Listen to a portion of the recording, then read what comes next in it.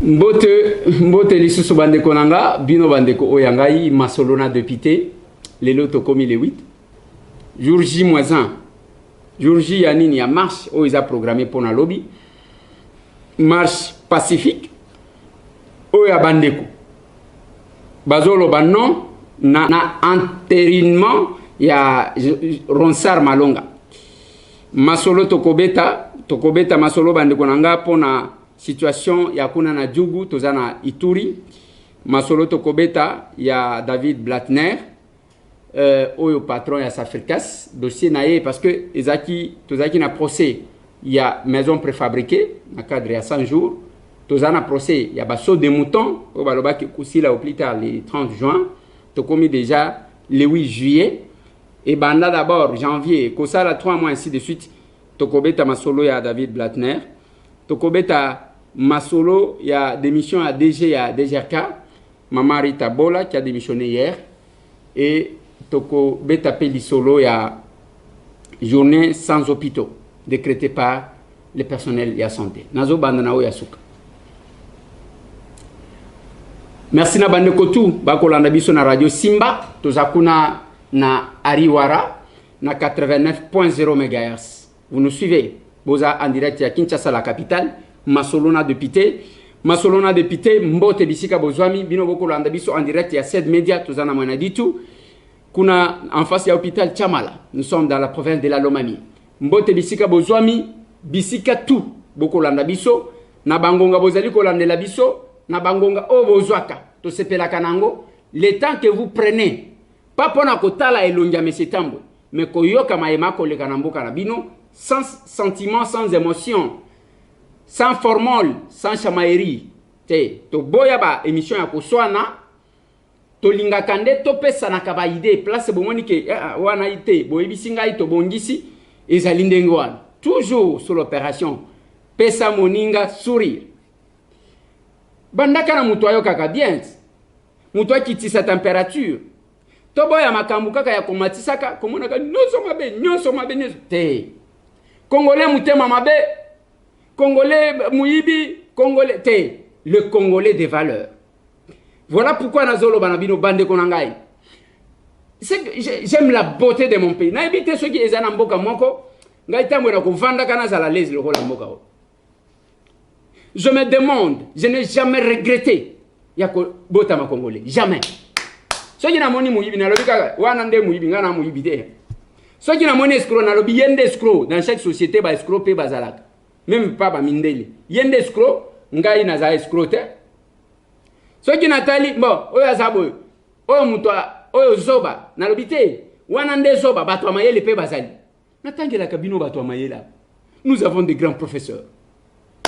Nous avons bato ba responsable. Nous tozana ba homme d'affaires. Tozana bato honnête. Tozana basali ya nzambe ya solo. Ya lokuta pe bazali.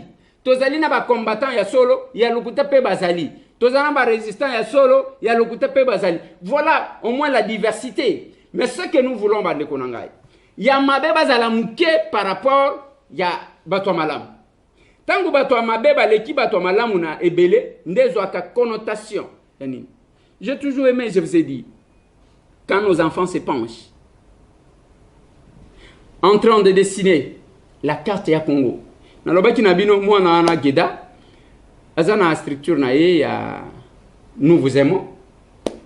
Structure na ye ya nous vous aimons ana ezapona kwa assister bande kona ye o bazana nini azana mutema ndengwa ba o bazana pasi ba ke ba pesi ba on quelque chose. Elle se met à tout moment elle est là en train de dessiner la carte du Congo, la carte donc concentré. Des fois zo sala on que ceux qui na bandi ko dessiner bien na ko banda ko zala na ba art na zo teka na zo sungabana lokola. Et ça doit, il faut botama na mitema ya bana na biso. Tokotike la bana na biso nini? Tokotike la bana na biso koinana. Tokotike la bana na biso koswana. Tokotike la bana na biso kimuibi. Tokotike la bana na biso kimutema mabe. Tokotike la bana na biso nini? Nous peuplerons ton sol. Nous assurerons ta grandeur. C'est l'hymne national. La grandeur de notre pays, bande konangai. Munene ya mboka na biso. Et ça d'abord, ils ont à travers le personne, le gens, population, peuple, la grandeur d'un pays, et mon anaka, mon amboka, et sa carte était. Et mon anaka n'a valeur que le pays ou la République incarne à travers Batou. À travers Batou. Au cause de la Bomengo, mais ce qui osana mayele qui est une valeur, au cause de exploiter en côté. Et ça, le gola mutwa zoba avanda na diamant. Et ça, le gola mutwa zoba avanda na ina oro. Ayeba kateke oro yango. Nous devons alors faire tout pour que la grandeur de notre pays ait retenti et pendant ce temps, bande konangai. Voilà pourquoi dans Zoloba, tout simbanate, tout simbana, bato ba valeur, tout ça la bloque. Ton cercle battu à anti-valeur. Avant que Nakende n'aborde la question, insécurité n'a qu'à sombalese. Batuba kola la libanda. Bazana ba mituka moko ba lobiso ki 04 na 07. Dès que les na quartier boye bake muto akokufa butuwa. Est-ce que ba o bazana sécurité ba bien? Tala ba moto. Les gens sont là, batie banzete moyen au kotanda ko ezate, compte tenu insécurité. Al-Bumbashi, la même chose. Insécurité, on a qui les crée. Ils ont paya ou bien ils ont bisomo. Ba o bazo sala wani zaba nani. Bino bomoni ke bino kaka nde bozaba tu ya pasi. Ba o ba mususu bazaba tu ya pasité. Quand vous prenez l'arme, ok ko bomande konayo, pona ozwa eloko. Sache que tu mourras aussi. Ko oko bomande konayo te pone eloko amokili. C'est comme les politiciens que j'ai dit. Il y a d'autres riches que vous voyez là. Bambongo na bangweza ya makila.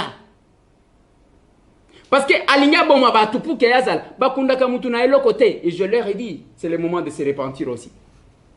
Pesa moninga sourire. Yango moni mutu azana nyonso mais elonyina yazala ka bien te, azalaka na sourire te yazaka ka elonya kokanga. Non, il a un problème. Il faut lui parler. Afongola mutema. Pesa moninga na yo sourire et ko délivrer yo. Nous marcherons na maloba na acte. Maloba nyonso zana acte te za lokuta c'est de l'égoïsme. Bolingo tu mutu akola kisana mutu mususu. Soti ye moko d'abord azo salate eza lokuta. C'est un profiteur. C'est un opportuniste. Azo akabama kambwa batu. Soti ayo ti rosi mukini. Kapangala. Arma tungulu. Ce qui Hollandi, ni famille Arma, Yangoli Souté, qui en parle encore, qui pense à cette veuve-là, qui pense à ces orphelines-là, parce que dans mon abana, j'étais à Bruxelles, na moi sinae, maman philo, to solo la nae, na mon abana, ainsi de suite. Qui pense? Ils en ont profité. Alors, ceux qui ont tiré sympathie à Batoa, Niko Tanga Batoa, Lokola, Aza en connivence, ils ont l'okuta. Ezalokuta bango pekaka nde mutu basalaka nini soki bakanyi mutu bango bato aliboso bakanyi mutu boy lokola bazana mawo alors qu'en réalité eza job na bango eza boulot na bango na loba na bino ka on arrêté mukeba awa na Kinshasa bato ba vedette bato poto ba monaka ba vedette asika ba vedette asika ya bato poto bazana ba vedette na bango na yokela kabino mawo. Si tout tango botuna kanga, tango zotuna, na oloba na yo nini, na zotala na lobi, oyo, fanatique mutupu, o balobaka. Baza wana mukebai, toka nyima kwa keko senga, kwa hivi sabatu apoto, bazo senga $4,000, pona kotika mukebai.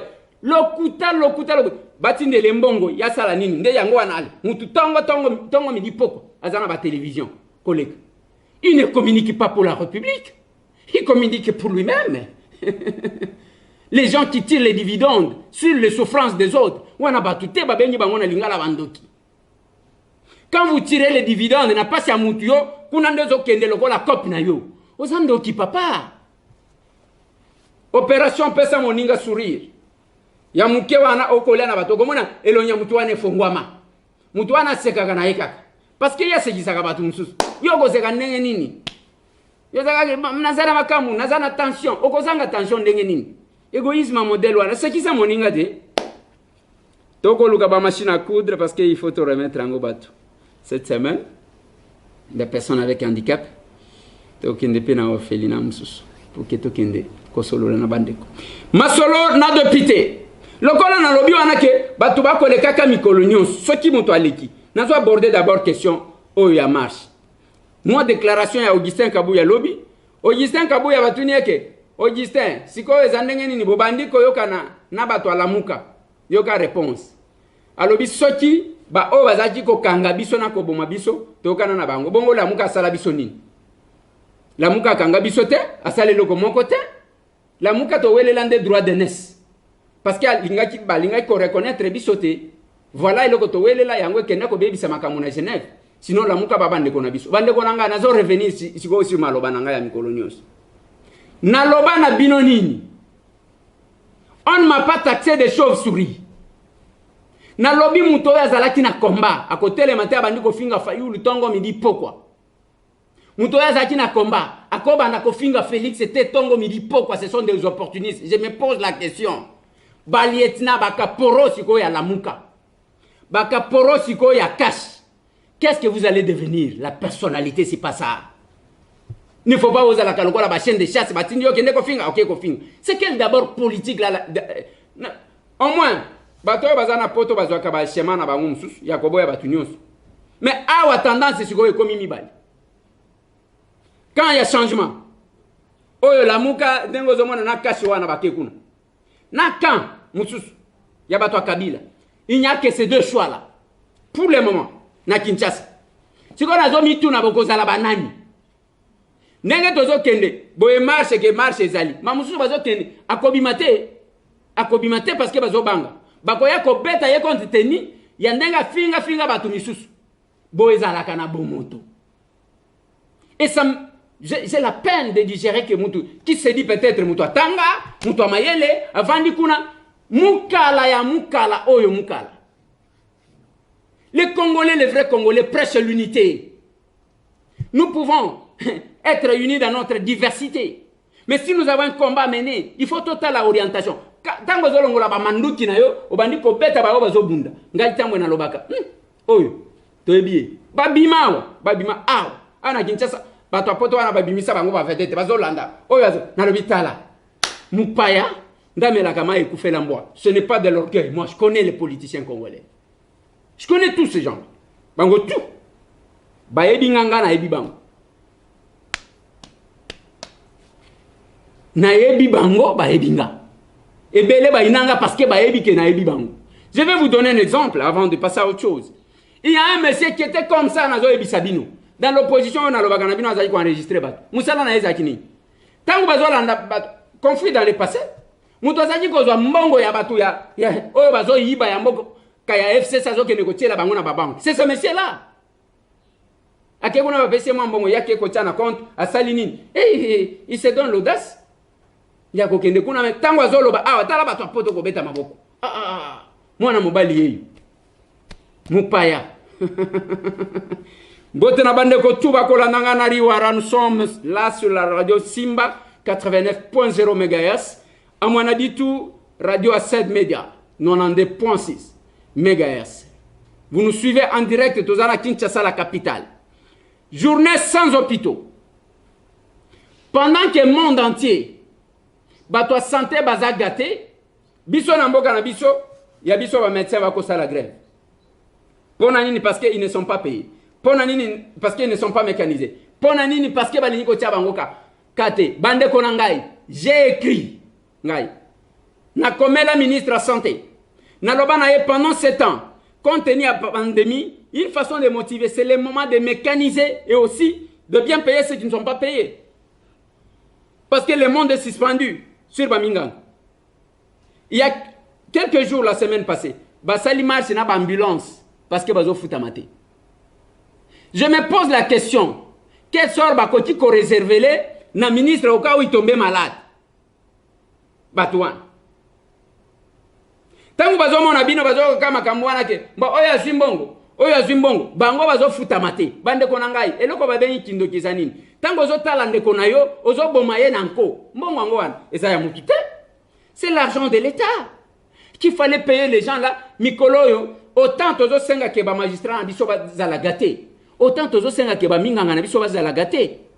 Vous n'allez pas faire travailler les gens autant d'années, ces gens-là ne sont pas mécanisés.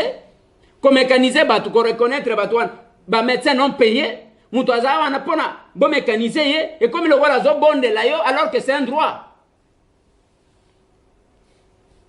Et ça sonne à travers le monde pendant la grande pandémie qui secoue le monde. Mais en Congo, les médecins vont décréter journée sans hôpitaux.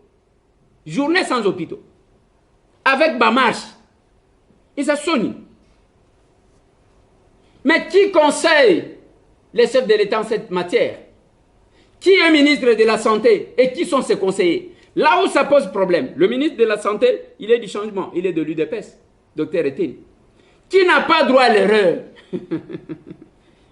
Hein, Dr Etienne? Vous avez droit à l'erreur? Il y a un professeur qui va manifester. Premier ministre, Nani, professeur. Ilunga Ilukam. Mais quand vous ne vous occupez même pas de votre secteur, et ça sonne. Le premier ministre, professeur d'université, Ilunga Ilukam. Mais le professeur va manifester parce qu'il y a un problème. On ne sait même pas résoudre, ne fût-ce que maîtriser. Hein? Quoi na yoa? Et ça un peu compliqué.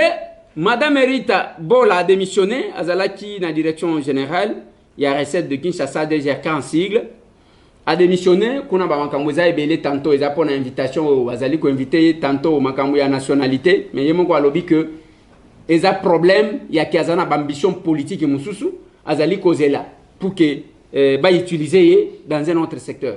Est-ce que c'est vrai? Est-ce que c'est faux? To komeka kotine de la bah collaborateur nabiso, Yemoko Aloba a expliqué Batu pourquoi. Est-ce que ça fuite en avant? Il y a que Asa Zumbongo ya Batu, Yangwa Kimimbangu. Est-ce qu'il y a quelque chose à craindre? Pourquoi Madame Rita Bola a démissionné juste après 2 invitations lui adressées? C'est aussi la question. Comme elle-même est à Kinshasa, elle pourra répondre. Ceux qui à Koboya ko répondre, to koyebi sabinoka que à skiver naie.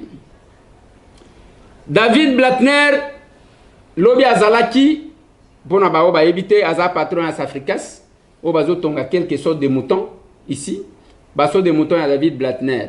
Et ça, à niveau, il y a Sosimat. Et ça, il y a RTNC. Et ça, il y a Pongabi, on a Bakangite. Il y a UPEN. Il y a David Blattner. Je crois qu'il y a des bonhommes. Et il y a Bitabi. Il y a Pascal, je pense. Azoba, moi, saut de moutons en ébélé. Mais jusqu'à aujourd'hui, à mon côté, Sili, Tango Bakangakaye a payé 2 500 000 $ pour obtenir liberté provisoire. Il y a une liberté provisoire. Mais le lobby réquisitoire, il y a ministère public, il faut condamner à 20 ans, système à 20. Baboto la caution en Atikaki. Il y a David Blattner. Ceux qui ont silisi peine, pendant la période. Ceux qui ont silisi peine, bazongi saye na mboka na ye, à côté plus jamais qu'on doit marcher, ni société na ye. On est à réquisitoire à ministère public. Mais le tribunal va se prononcer le 20 juillet. Donc dans 12 jours, David Blattner a cause de la fixer. Bande Gonangai. David Blattner, j'ai eu à changer avec lui. Bazaba batoyo bayakala. Azolo balingala nyonso na nyonso. Azaji ko sala ba faire na ye. Des fois ko ti pe na ba magui na rythme pour que bazo kambongo lokola ba politicien nyonso. Mais na loba na bino mukolo moko akolela. Na loba na bino mukolo moko akosili sa carrière na boloko. Lelo nenga zokenda. Les doyens yaba libanais qui étaient même président de la communauté. Condamné là-bas. Na âge na ye. Heureusement, la condamnation est longola ka maladie. Longola basi va condamner nzoto mwa makasi. Tozo kalisuzo e muto azobela o bazozo nisama ite. On est ceci. Et lelo David Blattner. La famille Blattner est connue. Ah. Même au dossier Nabiso Yabiak, c'est son grand frère. Bien que Bayo Kanakate. Yaya Naye, Nde Mususu Yewana, Alia Bisombong. Ba Congolais lokola tout va bien. Bazo Tika, Bazo Kendekuna Mbongo na yo moko babandiko kata telayo en commission. Aux Kandambu, aux 50%, au Pessimou 50%. Et la Banque centrale ne nous a pas protégés. Qui était censée nous protéger. Pas protéger Bissoté. David Blattner, c'est une famille connue. C'est la compagnie d'aviation au Yabangu. La famille Blattner, Bayebani Awana Kinshasa. Nabanzeto Bakatak, Bazakuna. Bazana Biloko Bele Aw. Mais Lelo David, en cas de condamnation à 20 ans, n'a pas bon rebellé, pas bloqué yango. Et ça servira à quoi? Ok, si c'est la carrière, 20 ans, papa, na âge, on ko bima kande nini yo. Et puis obimi, bakangelio, tout moi colina yo, n'avion, kwenda nenge batinda ki ba Belge wana. Ero yo, bazolota moi ya Congo. Bazolota Katanga wana lokola bango bazaki na Lubumbashi. Bazolota ba Machipisha, bazolota Carrefour, bazolota. Et comme il y a kolota. Si tout bisika zoni balobike okoyali susute. Ndenge swap. Le sort de David Blattner sera connu d'ici là, le 20 juillet 2020. Mais sinon, réquisitoire à ministère public 20 ans. Namakamunyo Sebelio. Mais pendant 7 ans, Bandeko Nanga, Nadjougou, Bandeko Basengi, président de la République, a décrété état de siège. Ataba militaire n'a pas poste tout. Parce que tu es en sécurité, les Kikuna, Nadjougou. Mais Nazotuna Mutuna Bandeko Nanga. Mais qui souffre, quelle que soit la revendication, il y a Bandeko Angouan. Banani Bako souffrir. Tala Bakan de déplacer. Wana besoin de Nadjougou. Bakan de déplacer. Bandeko wana bako souffrir innocemment.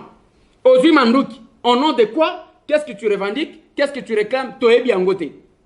Mais yo wana na Mandouki, bandeko na yo bako souffrir. Et ceux qui prennent les armes, balo bako deko balo babanani, bauti mbujima ite, bauti mandakate, bako deko wana, bauti Lubumbashi te, bauti pe Congo central te. Bazaka bana terroir. Mais boko boma bazaba nani bana terroir. Siko je me pose la question, pourquoi vous vous battez Bandeko Nanga? Pour des intérêts égoïstes. Vous vous tuez, vous vous entretuez vous-même. Après vous devrez vous organiser. Yakoye bandengini nyakosal. Toute démarche ozobo Bandeko na yo. Ngai tambwe na zaka d'accord te. Yango moni tozana batwa. Baboma batu, basimba ba makila batu. Ba memeli biso ba poison ndenge tokolo babwe. Donc eza koluka biso bango. Donc makila batu telema bango. Talaka bilongi na bango. Omoni muto asekaka te. Muto okotuna yo silika boye kaka pona ni.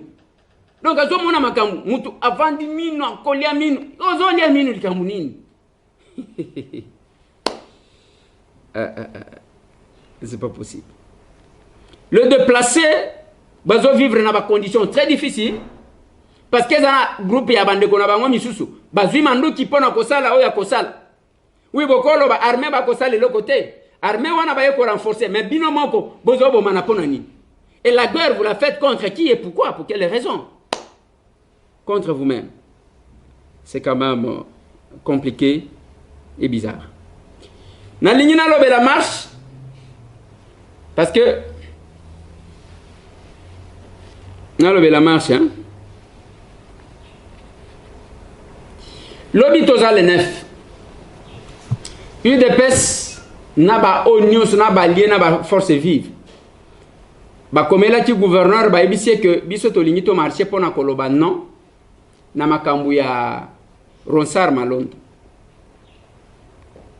Bandeko ya FCC balobi bango pe bazana manifestation na bango ko bandalelo le 8 jusque je crois le 9. Une contre-manifestation en quelque sorte. Côté siko ya UDPS, tomoni la muka azakuna. biso to annonça kibino to yebisa kibino ke tokozala na kati ya marche na kende na ngaliema na ko kitana bana ngaliema bo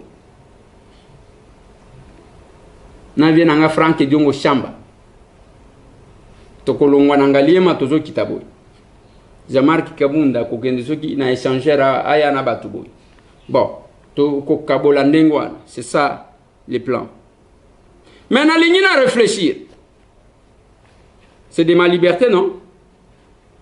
Jantini Ngobila Mbaka, gouverneur, a lobby que, compte tenu à état d'urgence, je ne saurais pas autoriser une quelconque marche, parce que ça violerait l'ordonnance du chef de l'État. Mais tant que ça la marche haute que ça, il y a la famille présidentielle. Et c'est le président a déclaré, a proclamé état d'urgence. Dans l'état d'urgence, certains droits fondamentaux sont violés par les lois, sont violés par l'autorité. Certaines libertés ne sont pas garanties pendant l'état d'urgence. Et là, quand on va l'état d'urgence, il y a que Mobeko et Mibeko, liberté Moussoussou, Yabatou, et Zali violés par l'autorité. L'état d'urgence, la vie n'est pas normale. Dans l'état d'urgence, vie ezalaka ndenge ezalaka tous les jours te balobito informé. Balobito te ezana ba principe nango parce qu'il s'agit de l'état d'urgence ou l'état de siège. Le comportement n'est pas autre. Et pendant ce temps, le chef de l'État a comme un dictateur parce qu'il marche sur les lois. Pendant le temps de siège, l'état d'urgence, chef de l'État a comme un dictateur. Yangomoni, mutoko banda ko réfléchir normalement. La procédure, par exemple, constitutionnelle, ezo senga que mutoko dit ko saisir par proposition de loi ou par projet de loi, soit c'est le député, soit c'est le gouvernement. Mécanisme à saisine, il y a Parlement, il y a Assemblée nationale. Égalité entre les chefs de l'État et l'Assemblée nationale, parce qu'il n'est pas redevable. Mais pendant l'état d'urgence, la prorogation, il faut que l'État, les chefs de l'État puissent saisir le Parlement. Donc, il y a des lois, il y a d'autres choses qui sont violées. Mais maintenant que le gouverneur nous a dit que, compte tenu à l'état d'urgence, lui est le VPM de la justice, le garde des Sceaux. Mais il faut que vous allandez ma cassi. Parce qu'en cas de dérapage, qui va porter la responsabilité? Soit c'est le ministre, le VPM de l'Intérieur et Sécurité, qui est UDPS, Gilbert Kankonda, soit le chef de l'État. Parce qu'il faut boyer Bayango, je dois ouvrir cette parenthèse et insister. Sous Kabila, tout ce que les policiers et les autres faisaient, c'était sur la tête de Kabila. Aujourd'hui, nous sommes avec Félix Antoine Tshisekedi Tshilombo. Est-ce que on a réfléchi à ça? Lobby à 9h na kozala na ngaliema pour marcher. Mais mutuna wanetika. Masolo na dopité. Voilà bande konanga, c'est là que na kosenga na bande kotuba okende ko marcher. Parce que ko bima lokola bitumba. Le gouverneur a boy biso to lobito ko marcher, ainsi de suite, ko bima lokola bitumba. Mais on surveille moninga parce qu'en cas de dérapage, gouverneur a kosokola maboko. Boko bana koloba, Jantini o eza yumbite, Jantini a kobimisaka mukanda na ye wana ke tala. Ngai na boya ki compte tenir à boyebo, sele yango na mutu na bino makasi. Il se sera lavé les mains parce que azana mukanda. Koloba nanga te ke aloba ki na téléphone wa sala ki boy. Oui, il y a des choses bande konanga. Pourquoi la marche? La marche ezaka pona malonda te. Ezana biloko ebele ya kola kisaba ndeko na biso ya FCC ke soki tozali na lobaka na bango wana te. Awa majorité malonga ezati. Tozamu keboyi. La majorité dehors. Et cette majorité-là va s'exprimer. Les loba tuba kotali sabalobimo, ils ont une possibilité à comment que Félix Azapam bazana batute, il faut bala ki saye que non, namboka oyo batubazali et qu'il y a une majorité populaire qui peut tout renverser. Qui peut tout renverser. C'est ça. Parce que les lots, il y a le problème de la démission, il y a VPM, il y a justice. Pourquoi il n'a pas encore démissionné? Ça se considère comme un défi. Makambu y a ordonnance, les ordonnances bloquées, c'est un ministre qui se lève là, il bloque l'ordonnance du chef de l'État. Bazomona lokola bangonde bazama kasi, Il fallait leur montrer que Bango Bazabana. Et ce qu'ils font, ça va se tourner par contre Bango. Chef de l'État, chef de l'État et Lobiboy. Non, on ne doit pas marcher en désaccord avec le peuple. Les 3 propositions de loi. Nous sommes allés jusque-là. Qu'est-ce qui fait que nous sommes en précipitation? Ronsard Malonda, tu as un problème, c'est un jeune monsieur. Qui n'a par rapport à son âge. Quand j'essayais de parcourir son CV, c'est un monsieur compétent. Mais le cas là, démarche ces hommes en cavalière. Parce que même argument, bon, Ronsard Malonda, Azakuna, les loyers de peste, les talibans, contre Ronsard. Donc, c'est une faveur. Mais on a beau fonder du sous-soudé. Si c'est lui Ronsard, admettons que Félix n'ait pas gagné les élections et que grâce à Ronsard, Félix est chef de l'État. Donc, il y a Moussala Naïza, il y a commenté à Banin, il y a commenté à PV. Bon, mon qui réflexion cohérente. Ce n'est pas ça l'argument. Nous avons besoin d'une personnalité à la CENI. Une personnalité à qui le monde est besoin de respecter. Une personnalité qui peut dire ce qui va sortir. C'est tout l'avenir de ce pays, Bande Konangai. C'est l'avenir. Quand nous citons Paul Sap, qui ne va pas respecter Paul Sap? À l'intérieur comme à l'extérieur. Qui ne va pas respecter Paul? Nana ko kene gola kisa Paul Sap Moussapi. Nana ko bana Paul Sap allez Fukama ou pas Fukami. Ronsard peut être intelligent, crédible, tout ce que vous voulez. Mais la démarche qui a été menée, et il y a coller étiquette, il y a fraude. On ne va pas voir un président de la CENI, Église catholique contre, Église qui mangiste contre, SCC contre, finalement, banani bazana ye. En réalité, banani bazon di Ronsard. Ka papi tamba, bande konanga, papi tamba, na Kinshasa wako bima 10 personnes balandi, 10.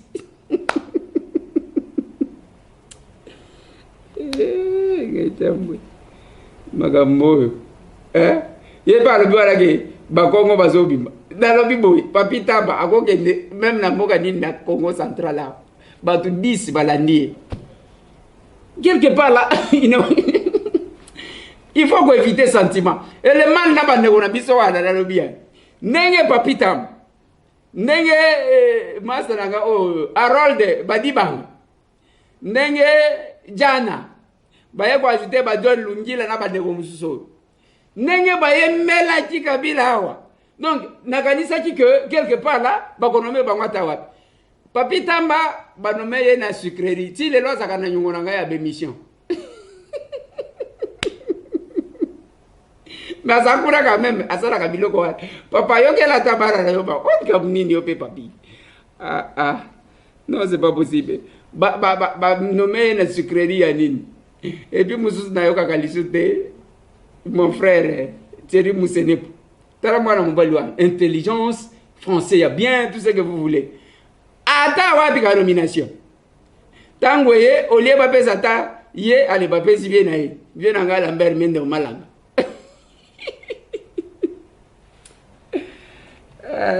Kaita, mais Makambo. Il y a un qui a perdu la bateau, mais tout à FCC. C'est tout ma jeune. J'ai vraiment pitié d'eux. Nyoko bunda ko bimisa misisa. Oko suka na boloko. Ndeko na bino oya bimaki le tout puissant Henri Magie. Aza wapi? Vungure. Quand vous êtes sûr, eloko moko, parmi biloko ngai tambwe na reprochaka na Kabila. Kabila a trahi la génération. Il n'a pas voulu renouveler la génération. Alinga qui renouveler classe politique T. Entre autres. Beaucoup il s'en a combien de jeunes au sous Kabila allez ba émerger Makassi? Combien? Quelques-uns dans les sentiments tribalo-ethniques. Et Bamoussous. Dans les sentiments tribalo-ethniques. Botalata, balingi ba nommé jeune Mokoboy, Akobi Makako et Moko. C'est pas ça la République que nous avons besoin. Si Malonga, on veut l'imposer à qui? On a besoin d'une personnalité crédible. Moutoko Bangi Sabato, Moutoko Zala. Basangite. natangeli bino ba police pour na kotangela bino ba mukwege. Donc ezana batu oyo penza soki bateye, le monde vous respecte, les Congolais aussi le respectent. Bakotia na mutema ke awa oyo kobima. Omoni bokotia mutu moko okotia mutu moko, moko akosite me batutu bazolo wakati akosa parce que yazaka ningwa. Voilà le pourquoi ya ba marche bande konanga. Cette marche qui va se faire, ezaya kotali sa bande ko ya FCC ke tala. Ce que vous appelez majorité wana ezamuke. Lelo to bandi ko sala ba plénière sous haute surveillance. Biso ba représentant. Le palais du peuple wana sous haute surveillance. Donc ceux qui sont en plénière ba jipe boye ba jipe boye. Est-ce qu'ils alaka? Kofi ayamba nzembo bambula moko boye. Alobi mokonzi nzamba akel. Nzamba akela azala garder na maboko ya banani. Ceux qui ont dit que sécurité, combien. Donc, ils ont une insécurité populaire. Moutouana a insécurisé par la population. Moutoua comme Ndengwa. Yangonga na loba kinabin. Toza na Kinshasa toza ba député. Tango zoga, boma député, etika policier. Et comme le peuple là a tinda ki biso a souhaité biso to kufa pour na kotika ba policier. Il y a un problème. Au lieu de résister ou de persister dans le mal, qu'est-ce qu'il fallait faire? Il fallait faire un pas en arrière. Quand on se réconcilier dans la population, qu'est-ce qu'on nous reproche? Quand on a côté la population, on a tinda qui biso représenté. A comme lukato kufa pona nini? C'est la moindre des choses. Yo député ozoko kalisu kotambola yo mon côté. Yo politicien député élu du peuple, un représentant, place ya fula batoko kitate. O bandi kota la bozo batam. Il y a un problème. Être en contact avec la base. Opération Pesa Moninga Sourire. Nous devons faire la politique autrement. Et je le dis toujours avec les amis. Ambition politique en 2023. On doit renverser Babiloko. Non, je suis dans la société civile. Les valeurs doivent se regrouper. Tu as des ambitions politiques. Tu es en contact. Tu réfléchir ensemble. On doit renverser la tendance. Avant que tu fasses tout ça, quelque chose, on doit changer. On doit changer. On doit changer la classe politique. On doit changer. Tout le monde a démagogue, ceux qui ont été la campagne, bien. Alors, comme plus que ce que tu as critiqué hier. Non. On doit former une classe de valeurs. Et ça, là-bas, on a une ambition politique aux Alibanda, contactez-nous. Et ça, là, on a province Nini, on a une ambition politique, contactez-nous. Nous allons faire bloc pour stopper. Yango Zomona, Loba Sala, opération Pesa Moninga Souri. Tala ya biso bandako. Baya Kandingwan. Toutes les tendances. Eza Lukungate. De comment Loba qui na changu na sina kei papa. Ba personne avec handicap, mona ki baya ki baza ya ki manteke. Ndenge na zabo nazo se prépare na okende pe na orphelinat moko kuna. Biso to ponakate, na mo amba tokei, na funa tokei, awa. C'est tout le monde. Pourquoi nous nous sommes intéressés? Je vais vous donner, parce que je vais terminer par là. Je vais vous donner quelque chose. Bande Konanga, les personnes avec handicap, à une certaine période dans ces pays,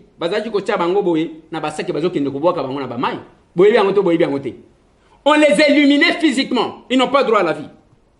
Les personnes avec handicap. On les éliminait. Allez, Azana droit à vivre. Talaba te belé oyo. Ce que l'on dit bango, la fille que j'ai reçue hier. Papa na yaboti ici, tant que Monique, à la personne avec handicap à poudrer, à boina maman na ye, à keinaye. Ba maman mi balé oyo bautaki wapi? Bautaki kuna na changut. Oh nazo solo na ba. Bautaki mansek. Ba ye wana. Ngai nazana caisse mon côté l'état pesanga. Même pas 100 francs yake. Même la présidence nazwaki 100 francs. Yake ndeko Eliezer. Ministre délégué de la personne avec handicap, même pas un coup de fil. En tout cas, félicitations à Befort Okosala dans le domaine et à secteur Nangaï. Même pas un coup de fil. Place à ça. On a dit que les personnes avec handicap sont capricieux. Makas, je vois ça. Mais nous supportons. Ministre des Affaires sociales, même pas un coup de fil. Mais les gens pensent que non, mais c'est temps. Je n'ai pas de millions. J'ai dit ce qui donne, c'est le cœur et non la main.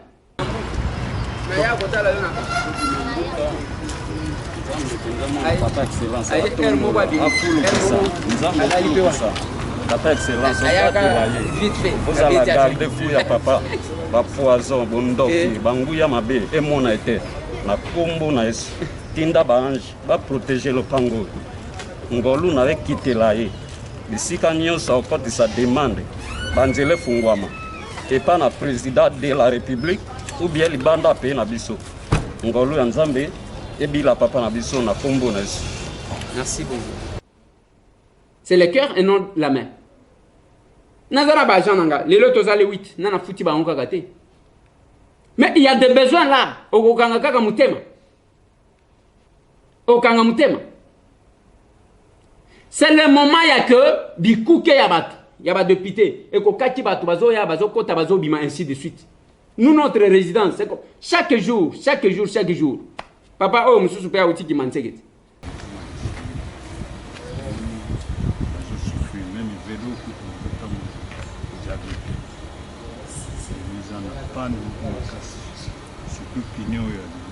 Ils ont un problème en brouillage.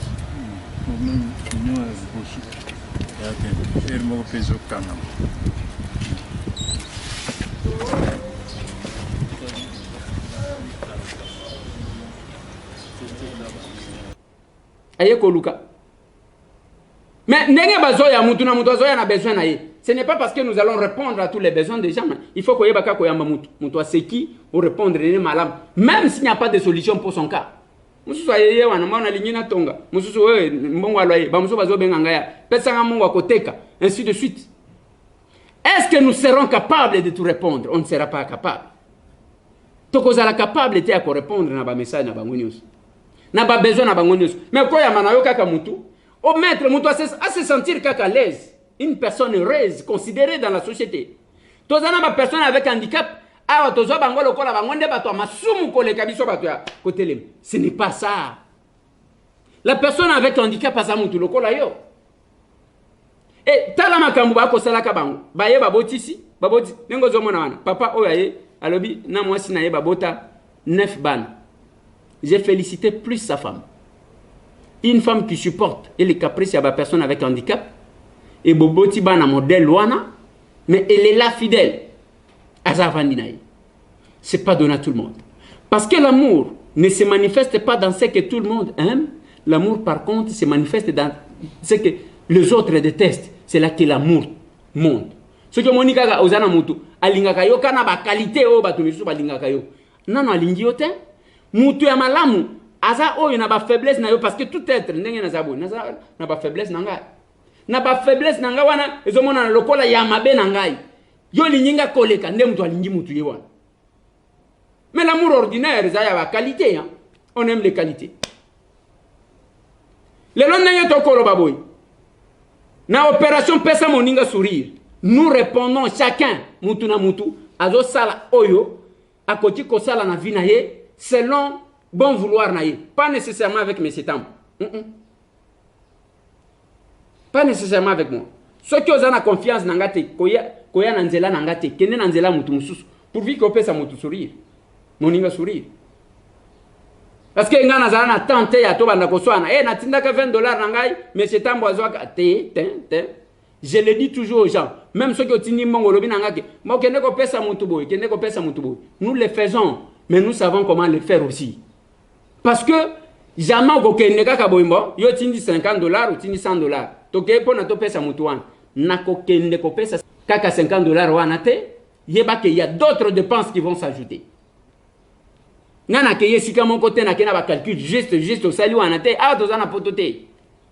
Je donne l'exemple to kena orphelinat ko pesa ba musi na bambetu. C'est ce que moi j'avais prévu. Je trouve 4 cas de maladie. Qu'est-ce que j'ai fait? Un autre moi na mususu parce que to ke ko pesa biloko wana pour que bana balala. Mais moi na ngome meli wana pour que alala ye wana alinya kufa na hôpital. Qu'est-ce que tu vas faire? Tengai balobaki na ngake sombela ye musi na tikele ye ka musi ata soki akufi bokunda ye na musi. Voilà. C'est pas comme ça. Il y a des besoins comme ça. Yangonga ina talaka soki mutu na yodika ko bandiko pesa nga trop de conditions. Wana yeba ke obandiko bebi sanga muté. Je ne suis pas de ceux qui pensent que bon, je dois chercher à faire quoi que ce soit sur les malheurs des autres. Non, Par contre, bien au contraire, ça m'épuise.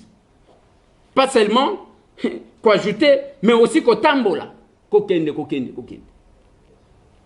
Où sont les papas bonnets? Si on s'est complété. Dans le bacanabino, Moussala ya baban. Oh, monito pesa. Ba toilette. Oh, bo monito tonga. Ba loso to bandikolo bana batu. To la kisi batu bien ke ba musu balandi. Que besa ta mutu moko moi ekolo nangonga oyo akolia olie mutu akufanzala.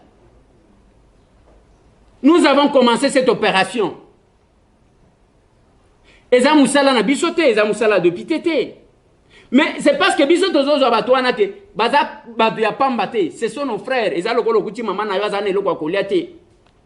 Eza lokolo kuti papa na yo azane lokwa kolia te. Eza lokola okuti mwana na yo azolala na mabele. Qu'est-ce que tu vas faire? La réaction kaka ya ndengwa. Okozela une association te? Okozela une fondation te? Okozela gouvernement te? Oko répondre nanu. Mais en attendant que le gouvernement ça là, ce n'est pas que Osundoli Moboti na yo, akufa kuna soja akufi, kufa ta kufa soja l'état ko sale le côté, kufa na yo. Nani asa lobana Moboti na ndengwa. Vous le rejetez parce que bazaba membre de famille na binote. Bino bato ozaka plus congolais que tous les congolais. Biso yo to koma ba Rwandais. Biso yo to koma soki banani, d'accord. Bino bato ngo ozalaka plus congolais, plus tribaliste. O ngana lobaka. Ocho salinine, c'est parce que tu le rejettes. Yamona lobaka na bino ba considération tribalo ethnique wana bande kona ngai boko tate. Je ne cesse de donner les exemples. Nana moni communauté moko teke biswale, biswande, bisonde balubakati. Bon, mulubakati a du problème, allez, bango tout motivé ba cotiser les mongo ba pesi. Bazakuna te.